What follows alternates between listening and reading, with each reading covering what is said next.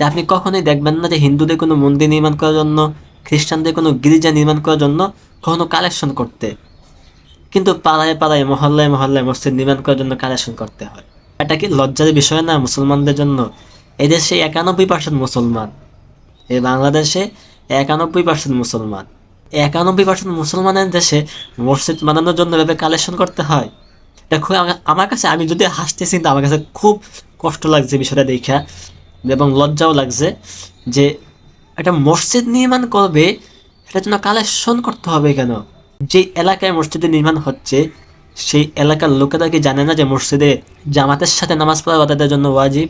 যদি সেই এলাকার লোকগুলা জানেই, তাহলে ওরা নিজেদের জীবনযাপনের জন্য সকল আসবাবপত্র ব্যবস্থা করতে পারে, ঘর বানাইতে পারে, আসবাবপত্র সব কিছু নিয়ে জীবনযাপন চলার জন্য যা কিছু প্রয়োজন সব কিছু করতে পারে।